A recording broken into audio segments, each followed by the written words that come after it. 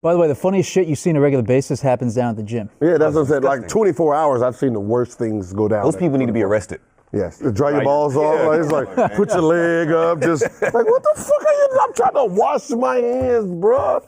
Oh, you're not allowed to. This is illegal, man. This is a Me Too. Right here. This is Me Too. Me Too. This is sexual harassment. They'll walk to the pee stall with nothing on, no shoes on, no nothing. I'm like, yo, I'm a dude, and we all miss this motherfucker half the time.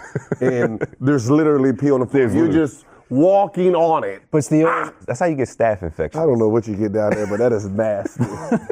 You know what? I'm gonna just go in there and just spray my booty hole open. Yo, hey, somebody dry that back there.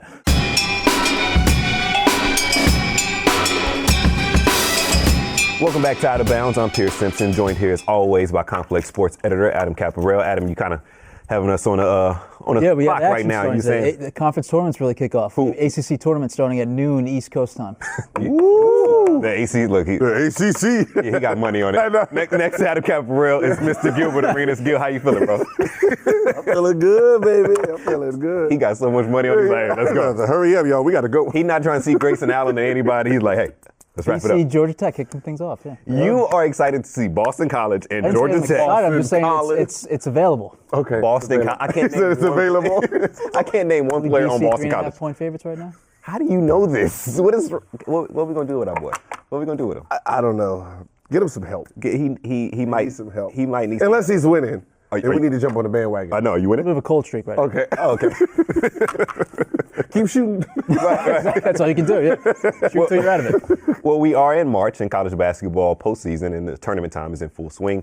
But we have some news that kind of combine both with the NBA and college basketball, because ESPN's Brian Windhorst is saying that the NBA is looking to get back into amateur sports and eliminating the one-and-done rule potentially.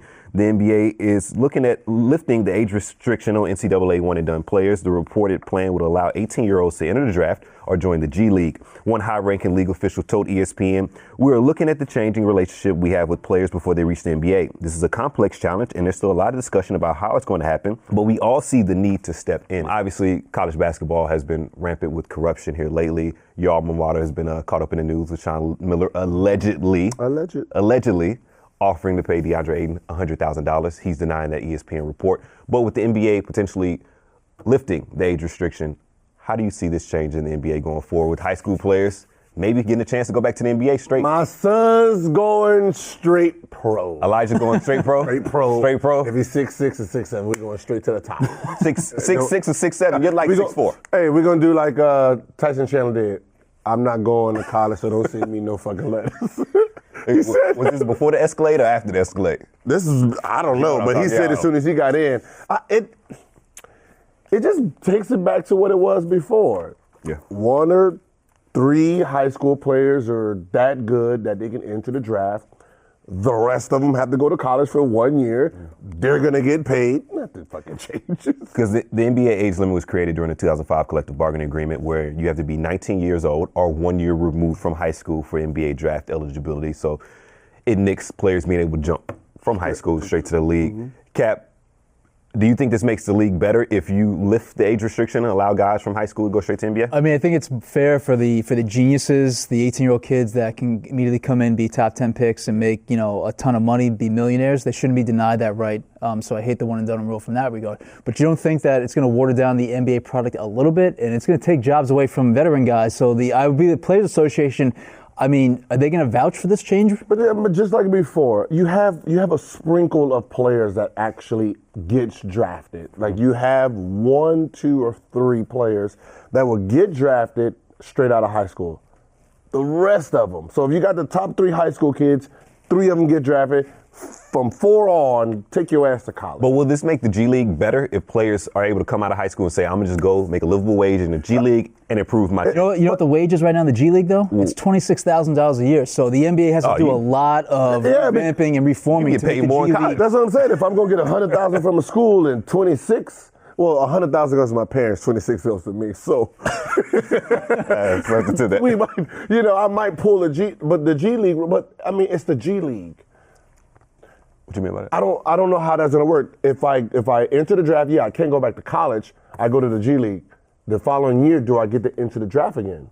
How does that? There'll probably be a situation where the team that drafts you will hold your rights, and but that's what I'm saying. Like, there's no G League draft.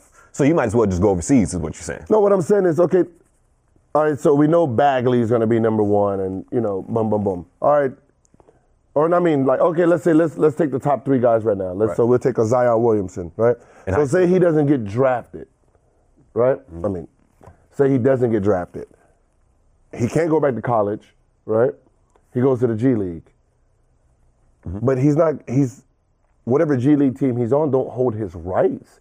So does he get to go back to the draft again?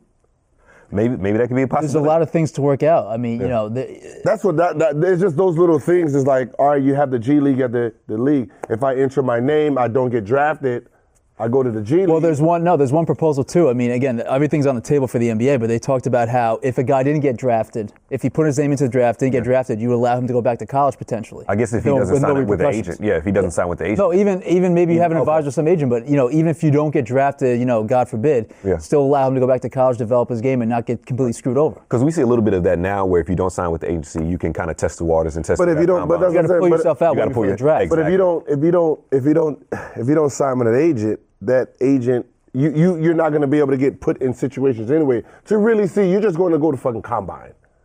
But here's the thing. Like, so you can like tweak an ankle in the combine, be ready for regular workouts to compete, but because you don't have an agent, they can't put you in those matchups. So you're forced to go back to college. But this report and Adam Silver's involvement and the NBA's involvement in potential prep players and high school players comes on the heels of the reports of an FBI investigation into NCAA corruption. Does the age lift restriction stop NCAA? No, doesn't stop. No, didn't stop it before. I mean, this is not like a rule that they're just making up. There was straight out of high school before that, and people were still getting paid hundreds of thousands of dollars. So nothing's going to change because, again, most of these one and dones, they're developing during college to be ready for. Most of these guys are not ready soon as they leave high school. So that 1 year, 1 year in campus, lifting a little bit, actually gets them ready. Right. For the draft. So you have a Marvin who would have been ready. Other than that, I can't name another person who would have been ready to go to the NBA. Maybe the kid from Arizona. Yeah, DeAndre Ayton. No, there's a few of them. Michael Porter. So you got Michael Porter. So you got 3 players that could have been ready that would have got drafted. The rest of them, you're one and done. So those rest of them, they're going to get paid still. I'm still going to shoot my shot. Here's $100,000. What's happening? Yeah. We'll go to the G League for 26. and the fucked up part is, what if you go to the G League for 26, right? Mm-hmm. Are you a free agent? Again, they have to work out how the system is if it's you own your rights like they do in like the European, where it's like you can get entered into become you essentially can become a pro like 14 or 15. Have teams own your rights, go through a system like that. They have to work out if that's a fit for the G League. I mean, I don't know if it's going to be. Yeah. Because I don't want to go and miss my calling. Like I am a top 5 player, but I didn't get drafted, and then I'm in the G, and I say, all right, I'm gonna go to the G League, and then I ball out in the G League, and it's like the millions of dollars don't come as if I would have went to the college and balled out and then been drafted. Yeah. So it's one of those things like, A lot to be worked out. Yeah, glad they lifted it though. Lift that shit. Not yet, but. Huh? After you slandered the entire thing, you're like, hey, glad they ain't going to no goddamn G League. We got enough money to stay out of the G League. Rich people problems. Rich people problems. G League.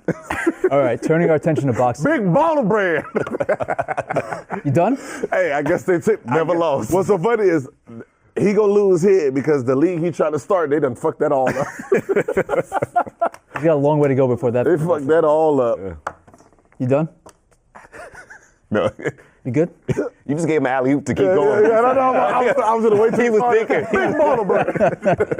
All right, turning our attention to boxing, where Canelo Alvarez tested positive for a banned substance, but does he have a legit excuse? So while training in his hometown of Guadalajara, Mexico, for the upcoming huge rematch with Triple G coming up May 5th in Las Vegas, Alvarez tested positive for clenbuterol. Clenbuterol is a performance-enhancing substance used by many athletes, mostly as a fat-burning tool, to kind of engage the metabolic rate and get them in better shape. Golden Boy Promotions, Canelo's promoter, came out yesterday and blamed tainted Mexican meat for the positive test, saying, quote, as part of the voluntary testing program that Canelo Alvarez insisted on ahead of his May 5th fight, one of his results came back positive for trace levels of clenbuterol, consistent with meat contamination that has impacted dozens of athletes in Mexico over the last years. Are you guys buying the? This is going to sound crazy. I buy it completely. Here's why. The NFL plays games in Mexico City each and every season. They warn players, do not eat the meat in Mexico because you may run the risk of testing positive for performance-enhancing drugs. They even fly chefs in to feed the players that are there for the week. So there's some substance to Canelo's claim. Listen, brother. Listen. They trying to get buff over there, man. Eating that Mexican meat 2000. That's what he went there for. Mexican meat 2000. That Mexican meat 2000. He trying to get that buff on. Is that a training regimen? He's trying to get that Mexican buff on him. I mean, come on. This is some bullshit. Right? He got busted. All right? Just say you got busted. He was trying to knock that motherfucker heads off. He was trying to knock Triple G's head off. Yeah. You know, like his Rock'em Sock'em robot style. You know, but this has happened to multiple Mexican boxers. It happened to Dwayne Brown of the Texans a couple years ago when he took a vacation in Mexico, came back, tested positive, had a 10-game suspension by the NFL that got overturned for this. Yes. Okay. It happens. All right. Let's try it this way then. I'm a boxer that lives in Mexico. I want to knock his fucking head off. I'm going to take the drug. If I get caught, it's the meat. It's the meat. It was the meat. If not, like, come on, you're rich. You don't need to be eating Mexican meat anyway. All right? Did he get busted the first time they fought? No. Eating the same Mexican meat. Well, no, Yeah. I mean, he didn't eat Mexican meat that time? Let me give you some more details here. So generally, Canelo trains in the U.S. for his fights. Generally trains around San Diego. For whatever reason, he started the training in Guadalajara, Mexico. So I don't know what to make of that right now. That he wanted to, again, if I'm a Mexican fighter and the meat's bad, I'm going to use that drug. And if I do get caught, blame it on the meat. If not, knock his head off. Why does he keep looking at me to knock my head? No, I'm just saying, like, come on. Like, when you do steroids, just think about it. When you doing steroids and boxing, whoever's doing it, he's trying to hurt. Well, there's other ways of cheating in boxing too. Very true. Canelo came out and had a quote saying, "I'm an athlete who respects the sport, and this surprises me and bothers me because it had never happened to me. I will submit to all the tests that require me to clarify this embarrassing situation, and I trust that at the end, the truth will prevail." So, you're gonna hand wave that? Hand wave. You're hand waving that. And come on, if you haven't been training in Mexico your whole career, and then all of a sudden you want to go down there knowing. But he's never failed a drug test before. Yeah, I feel like because he never trained in Mexico. But his story. He's from Mexico. But he never trained there. Generally, he doesn't. He generally does the training in San Diego, but he's from Mexico. His story is more credible to me than Manny Pacquiao over the years, who's been linked to performance-enhancing drugs, who would not take tests for a variety of reasons. Hey, I'm just saying, listen, and clenbuterol is the same exact thing that Dwayne Brown got hit. We know what y'all doing over there. And what is that? Steroids? Everybody, just say you're doing it because you're trying to beat the next person. Is the rematch tainted in your eye? Yes. That's a hand wave. That's a hand wave right there. It's not tainted. How's it tainted? You got one motherfucker over there buffing up. Buffing up? He's buffing up. The traces of clenbuterol like barely above, trace level. They didn't say it's above or below. They just said they found it in the system. They said traces of clenbuterol, not like he was injecting massive amounts of clenbuterol that showed levels that were through the roof. Listen, I've seen Triple G knock somebody out by hitting them straight in the forehead. Anything you can get to get an edge. I just say, are they supposed to fight on Cinco de Mayo? Yeah. That's 2 months. I'll push that back. They got to fight next year. What? No, there's too much money at stake. Fuck that. You're not gonna fuck that. Triple G. Trace level. If I'm Triple G and I've been clean and he over there getting caught with the Mexican meat, I'm good. See you next year. All right, so you want to push that back, and what if guys get injured and you can't actually have a fight? Then you lose out on a massive payday. They're not He's been having an advantage this whole time eating the Mexican meat. He knew what he was doing. Okay?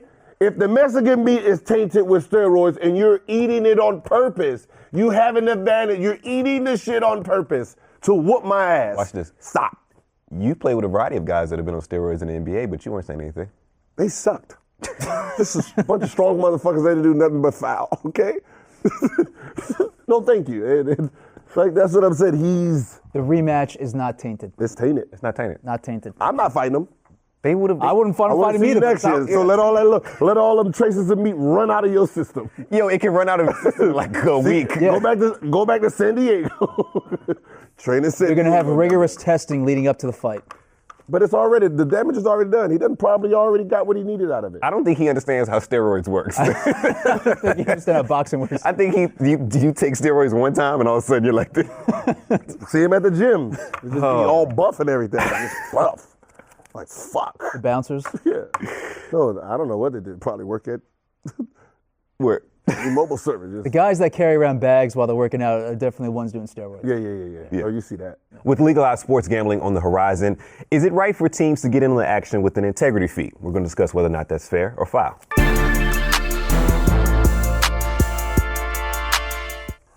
Fellas, MLB Commissioner Rob Manfred has been in the news for wanting an integrity fee, which is 1% of sports gambling across the United States once that becomes legal. Cap, we mentioned earlier, we talked a little bit earlier about the Supreme Court having a decision on the horizon about sports gambling. What are you hearing? So by June, the Supreme Court is expected to decide whether or not the federal law that outlaws sports gambling, except for in certain cases, basically Nevada is the only place we can make a single game wager that's legalized. States expect the Supreme Court to overturn that federal law, allowing for states to individually decide whether or not it's right for their states to have legalized sports gambling. You're having states now set up bills that are good to go to set up, begin the infrastructure set up and all everything like that to allow states to get the motions going once the Supreme Court ideally overturns the rule. So in theory, you could have legalized sports gambling if the states okay it within about a year or two, your best case scenario. So MLB Commissioner Rob Manfred and NBA Commissioner Adam Silver are pushing for this integrity fee, which is 1% of all the action on sports betting, roughly 20% of sports book revenue. So essentially that money will go to players, coaches, trainers, everybody involved in order to keep the integrity of the game so the game is pure. Gilbert, you're scrunching up your face because you don't seem to believe that integrity fee will... I'm confused. But is it fair or foul to want that 1%? There's neither fair nor foul. Like, what does the state give a fuck about the franchises for? To keep gambling pure, for there not to be any type of, throwing a game. So I'm going to pay you 1% for you not to throw a game? That goes to players, so they can get in on the action as well. So that's what you feel. Wait. So MLB and the NBA are trying to steal 1% and then use, hey, we won't let our players throw games. Isn't that already? To ensure the purity of the game. I'm pretty sure someone making $35 million a year is not throwing any games. Exactly. So this is complete horseshit and so far foul, it's not even funny. So West Virginia legalized gambling, but they did not include the integrity fee that MLB Commissioner Rob Manfred was looking for, or NBA Commissioner Adam Silver. And Manfred kind of went off on the state of West Virginia. He stated, unfortunately, in West Virginia, there's only one interested group that has dominated the substance of this bill, and that's the gaming industry. The people seeking to make money from sports betting. It contains literally no protections toward the integrity of the sport. There's no recognition of that risk. It does not protect young people in West Virginia by limiting their access to sports betting. It does not protect the people with gambling problems. All it does is maximize the opportunity for the gaming industry to make money. That quote seems so flawed because he sounds like a politician. He's like, because you're not paying me 1%. It's flawed. You know who wrote that from? Some PR flag for MLB, because you think Rob Manfred has given two fucks about the kids in West Virginia? No, exactly. It's complete horseshit. This reminds me of, you ever go to the club and then you're trying to find the parking and then you got that one bum that's just sitting in the parking space like, come on over here, come on over here.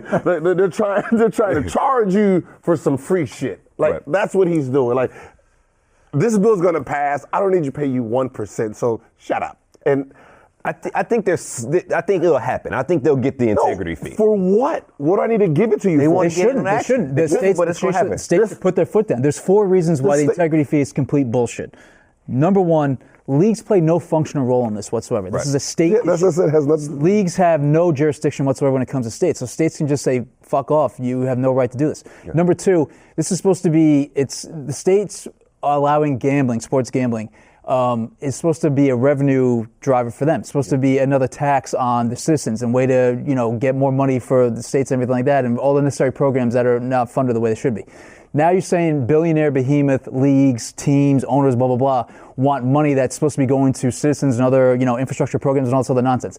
That's complete horseshit. Number 3, if you add the integrity fee, the cost of a wager for your average guy is going to skyrocket because the books are then going to put that money onto the customers. So it's going to make it more, intrusive and much less, of incentive for them to go and place wagers. Right. And number 4, like we just said, leagues have had protocols, checkpoints, all this other stuff to make sure that no gambling and no fuckery is going on behind the scenes with their players for decades. Yeah. And guys earn way too much money now to ever throw games. So what's some corner bookie's going to say, here's 50,000, can you throw the games tonight? You know what they're going to do? They're going to fucking laugh at them. Just like I just did. Yeah. So, this integrity fee is bullshit across the board, and I hope that states put their foot down, tell NBA, MLB, and whoever else wants to get involved to fuck off because you guys have no right to stick your neck into this.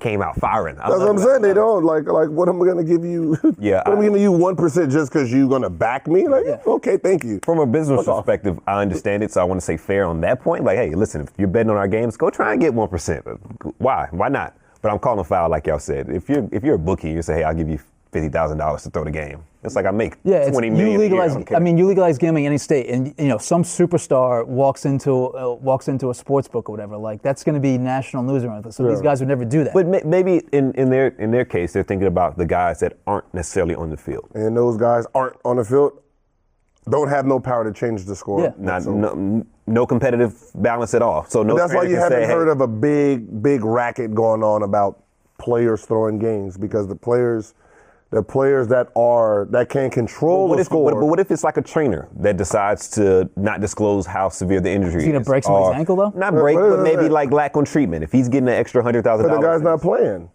What if he's week to week? I'm just thinking of all the scenarios. The trainer can't. The only scenario is again with the Tim Donaghy situation where if you're a ref can still do some things. Yeah, that's what I said. If you're they have to monitor. That's what I said.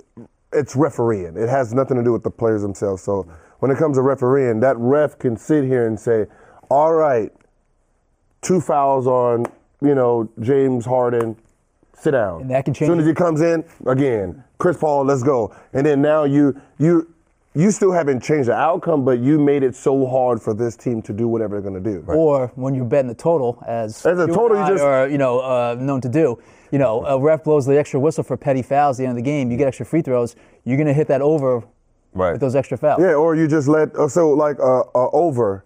See, over and under, you can control it with the fouls by letting players like James Harden score 56. Or you control the under by not blowing the whistle. Yeah, but not blowing it. But you still can't. No, that's harder. It's a little bit harder, but it's harder because you can't stop somebody like Steph Curry, Klay Thompson, what's the name, from just pulling up half courts. And just like that will fuck up.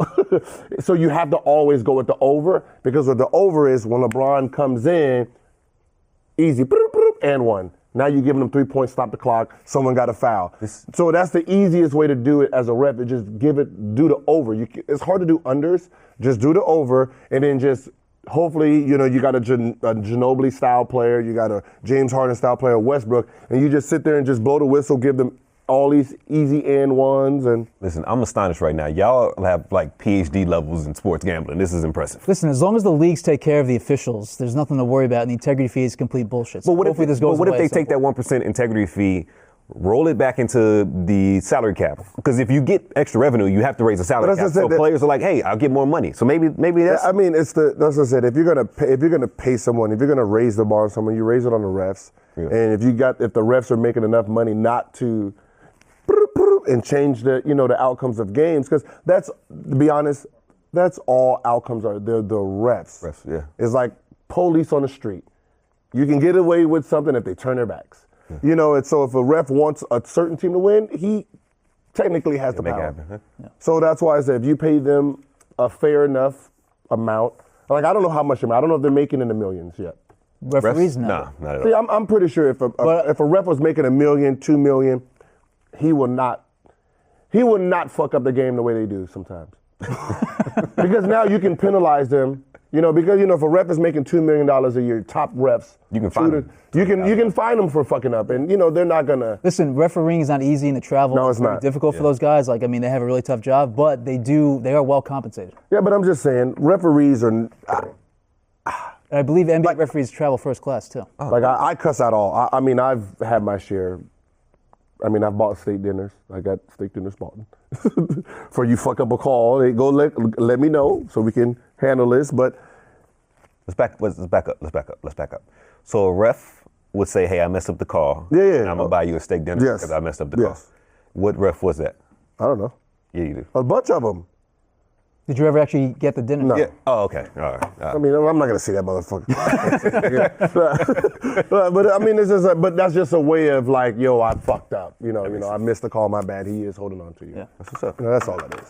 One more baseball story to get to real quick, where one major leaguer threatened to kick an abusive exec's ass. So this happened last season, and this was after a questionable call from Braves manager Brian Snitker cost the team a win during their awful season last year. President of Baseball Operations John Hart reportedly tore into Snitker, basically tore him a new asshole after this poor decision went wrong and the Braves lost the game. And players could hear John Hart ripping Snitker from outside the office. Braves right fielder Nick Markakis got word to John Hart that if he ever pulled a stunt like that again, he was going to kick his ass. So Gilbert, as the resident professional athlete on this panel right here, do you respect Nick Markakis standing up for his manager and threatening to kick an exec's ass for berating? Look, I respect it. I mean, the gesture was beautiful. Yeah. The gesture was beautiful, but to tell your general manager that you gonna kick his ass because he cussed out the coach. Oh shit, little boy, you done, right? Not even the general, but not even the general manager. The president of baseball operations, who's above the general manager. No, that's dumb. That's you know Jesus what? Christ. So Nick Markakis is not slick. He trying to get out of Atlanta. The top. Oh, he went for the top. Yeah, he said, "Oh, I want to go to a winner." He went to the top guy. Like, yo, you pull that shit down there. I will be because that's like you going to like Grunfeld. Who's your GM at the time? Grunfeld's the GM, but yeah. Well, see, that's what I said. Just us is just coach, GM. Yeah. So what's the furthest you ever stuck your neck out for either a coach or, well, I guess in this case a coach, yeah. I mean, you always put that word in, when a GM, is thinking about firing the coach, like, nah, don't fire Eddie or I'm going to be unhappy. Like, you've pulled that, that routine. But at the end of the day, like, it's the one who pays you. Exactly. Right. You have loyalty to the paycheck. The one who pays. It's that guy. It's like, can't really say much to him. Listen, Markakis is not slick. It all connected. He wants out of Atlanta. But I mean, how do you find? Yeah, but Markakis is still with the Braves. Yeah. John Hart was dismissed in November because a lot of behind the scenes fuckery with the Braves. That actually their GM was banned for life from baseball for some more fuckery. The Braves had some front office issues last year. I mean, he's supposed to respect. I've never seen somebody low go high. You're supposed to respect my Thornton up here. Who ass he gonna kick? And Snitker, that Markakis vouched for, is still the manager. Still the manager. Yeah. So Markakis and Snitker around, John Hart and the everyone's still there, right? Former GM are gone. Yeah. Oh shit. So how awkward does it become if that manager benches Markakis for any reason? He'd be like, "I vouch for you," and you still. Yeah. That's a problem. But you got some organizations where, like, if the general manager and the coach don't get along, but the coach and the owner gets along, you have like a little tug of war. But those are rarities, But that's why some coaches want to be the general manager too. Yeah. Because it's one thing is like the general manager has one thing he's trying to do. The coaches want wins. So you got one who wants tanking. You have one who wants win. Yeah. You have two different motives. Yeah, you have two different motives. So obviously, the one's going to always protect his neck, and that's why so many coaches get fired. Is there a line that you don't cross when you're expressing your frustration to the higher ups? But this was different. Depends on how much money you make. Yeah. It depends on how much money you making to go for the jugular. Let me ask you this though: if you're like baseball contracts guaranteed, NBA contracts are guaranteed. So if you just sign that fresh 5-year, $100+ million deal, you can probably say this without any repercussions. But if you're in the final year of your contract and you're trying to re-up, but I mean, usually conversations like that are cordial. Like after, what I'm saying is, I'm gonna kick your ass. Yeah. No, I'm talking about the pipeline that you're gonna kick an exec's ass. That's what I'm saying. I'm talking about like after the season, we have our little team meetings. Talk to the coaching staff. We gonna lay into them because they're the ones who's with us every day. The general managers is like, all right, so what do you think about the coach?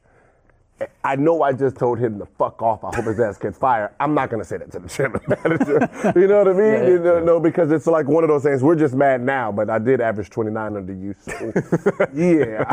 It all comes back. No, Eddie good. You know what I mean? Eddie had fuck that. I'm not going to have some motherfucker come in and now he's telling me I need to be a pass first point guard.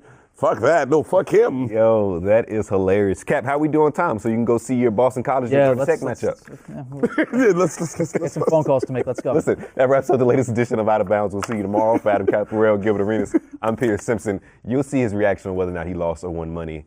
How he starts off, exactly. If he has this little dead face, like He's still on the coach stream. We'll see you tomorrow. Busy week. This is Out of Bounds. A lot of action.